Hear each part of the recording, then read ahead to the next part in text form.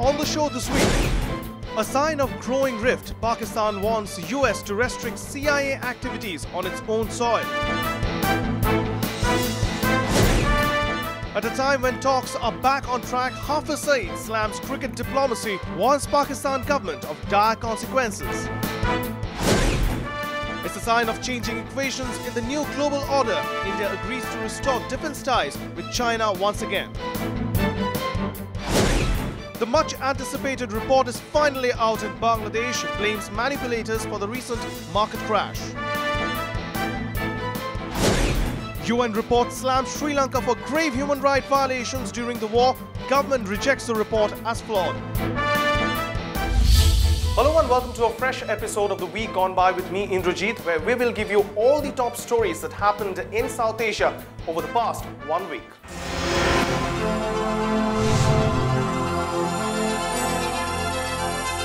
Infamous Tawaffur Hussain Rana, arrested in Chicago over the Mumbai attacks, is back in the spotlight once again.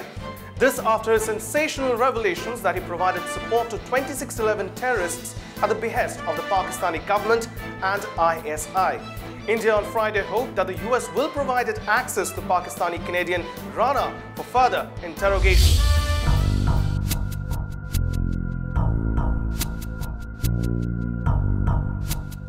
Analysts say Rana's statement has only confirmed further what India has always maintained about the involvement of Pakistan's ISI in the 2008 terror attack. They say India hoped the US would grant it access to him so that he could be questioned further on the conspiracy behind the attack in which at least 170 people were killed. Earlier, the United States had granted India access to Rana's associate David Coleman Headley, an LET operative who has confessed to plotting the Mumbai attacks. At the same time, media reports suggest that a dialogue process initiated by India with Pakistan recently would not be affected by this development.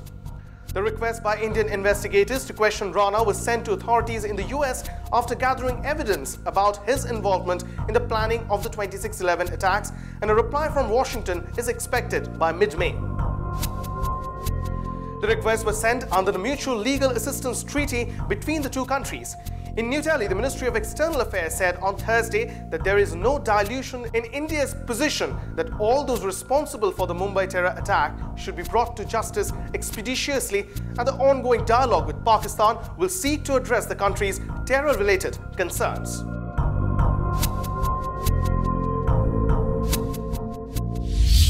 Now, 2 days after reports of Rana admitting to providing support to 2611 terrorists at the behest of Pakistani government and the ISI, his attorneys have denied any knowing involvement of his. His attorneys Patrick Blegan and Charles Swift said in a brief statement that Tawaffur Rana has neither admitted nor confessed to any knowing involvement in the tragic events in Mumbai.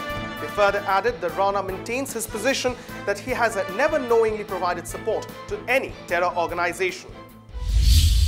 Even as Rana and David Coleman Headley have named Pakistan's ISI for having plotted the attack, India has decided to take forward Prime Minister Manmohan Singh's cricket diplomacy initiative. As a follow-up to the Mohali round of cricket diplomacy between Prime Minister Singh and his counterpart Yusuf Raza Gilani, India has decided in principle to resume bilateral cricket ties with Pakistan. India had suspended all sporting ties with Pakistan following the Mumbai attacks, in which at least 176 persons lost their lives. India is engaged in frenzied cricketing diplomacy to appease its neighbours Pakistan and Sri Lanka on different fronts, just days after being crowned world champions for the second time. Ever since India and Pakistan featured in a high-voltage World Cup semi-final watched by the Prime Ministers of both countries, there has been a growing tide to resume bilateral series between the South Asian giants, which had been frozen following the 2008 Mumbai attacks. The decision to resume cricket ties was announced by Indian Foreign Minister S.M. Krishna in New Delhi on Wednesday. Although the Indian and Pakistani cricket teams have played each other in international and regional tournaments in recent years, the last series was held in 2007-2008 when the Pakistani team visited India. Now it seems a matter of time before the two countries resume bilateral tours, though it's unlikely to happen before March next year, when the Pakistani team is scheduled to visit India under the Future Tours program of ICC. Another matter which is a good omen is that inshallah ta'ala we will very soon be having the Indian team coming to Pakistan and vice versa. The Prime Minister was very kind that we should immediately start a series between the two countries, their team coming to Pakistan and the Pakistan team going to. That will be a very good omen for cricket in Pakistan and for our youngsters to play against good teams. Analysts say inviting Prime Minister Gilani to Mohali last month was a positive gesture from India's side, and that cricket once again has proved to be a uniting factor. Prime Minister Gilani has also invited Dr. Singh to visit Pakistan to enhance their bilateral ties. No international cricket team has visited Pakistan to play any match since militants launched a gun and grenade assault on the visiting Sri Lankan cricket team on March 3, 2009.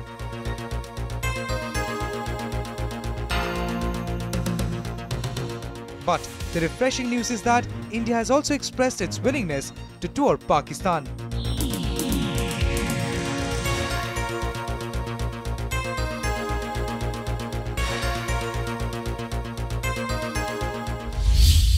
Meanwhile, Hafiz Saeed, the man considered by India to be the mastermind of the 26/11 Mumbai attacks, has denounced the recent efforts by India and Pakistan to take the peace process forward.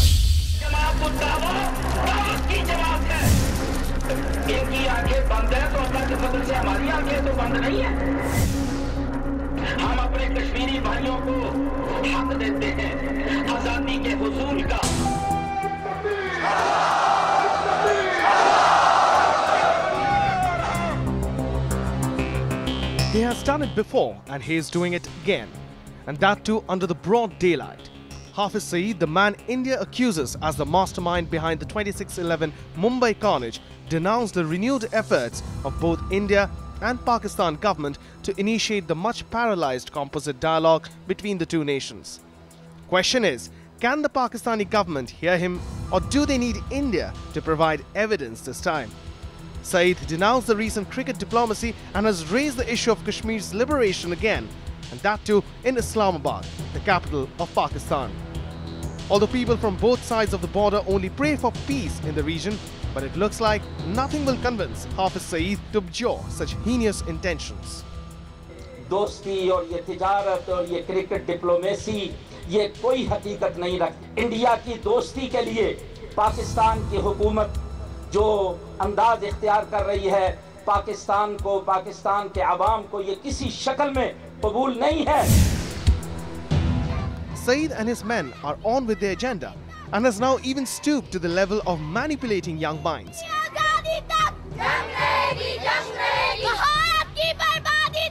A video released on YouTube stands clearly as an evidence. Young children now subscribe to Saeed's school of thought. How much understanding do they really have about borders and diplomacy? Yet they are convinced. It's an entire generation lost not in love but in hatred. हम अपनी आज़ादी तक हम जंग लड़ते रहेंगे और India को बताएंगे कि पाकिस्तान का बच्चा बच्चा इसकी खातिर लड़ेगा और अपने खून रक्त बहा देंगे. More importantly, question now remains, what impact will this have on the upcoming Indo-Pak talks? Will India raise this issue once again in full pitch, and will Pakistan once again bunk it in the back burner? Hopefully not, because it's not just two nations and one land, Kashmir, at stake, but an entire region called Southasia. Now it seems like it's mending time for India. After deciding to renew cricketing ties with estranged neighbour Pakistan, India has now decided to resume military bonds with China. It may be recalled that the military ties with China was put on hold following its refusal of visa to an Indian army official.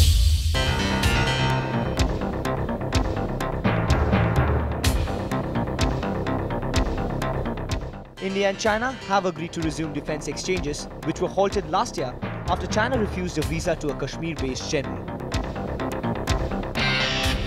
A high-level Indian military delegation is expected to visit China in June this year. Lieutenant General B.S. Jaiswal, General Officer Commanding-in-Chief in Jammu and Kashmir, is the man whose visa was turned down. The reason China cited was the general serves in a region which it considers disputed. A statement to which India reacted very sharply. On August 26, 2010, the Ministry of External Affairs had issued a strongly worded démarqué to China, describing India's anger on China's refusal of visa. Defence ties have remained tentative due to long-standing disputes and a lack of trust between the countries. The two nations fought a brief border war in 1962, but ties have improved. Tensions remain, however, between the rising regional powers over their shared 3,500 kilometers border, decades on from the conflict which China won. Other irritant factors between the two countries. There had been a steep rise in New Delhi's frustration over increasing Chinese investment and presence in Pakistan-administered Kashmir. China issued staple visas to residents of Arunachal Pradesh, which it considers as disputed, extending its controversial paper visa regime from Jammu and Kashmir to the country's remote northeastern state. On the other hand, China has always showed its extreme displeasure of Tibetan spiritual leader Dalai Lama's special inclination towards India. But winds are changing. Putting contentious issues in bilateral relations on the back burner, India and China today agreed to boost their strategic and economic ties and set up a strategic economic dialogue, a border monitoring mechanism for peace and tranquility along the borders, and promote defense exchanges and people-to-people contacts. The decisions were taken at a bilateral meeting between Indian Prime Minister Manmohan Singh and Chinese President Hu Jintao on the eve of the third BRICS summit. Chinese Foreign Ministry spokesman Hong Li told a media briefing that India is an important neighbor of China. China is vigorously committed to developing military-to-military relations with India. Reciprocating similar gesture, the Indian National Security Advisor Shiv Shankar Menon said, China always values military exchanges with India and believes the two sides could proceed from the overall interest of bilateral relations, follow the principle of seeking a common ground while solving differences to promote sound and stable development of military relations. All contentious issues were raised to the talking table when Chinese Premier Wen Jiabao came to India on December last year for bilateral talks. Yet, on March this year, India reported China's breach of trust with Chinese military's advent beyond Arunachal Pradesh border. After a considerable pause, India is set to restore full defense cooperation with China. But question now remains, how fruitful will it be?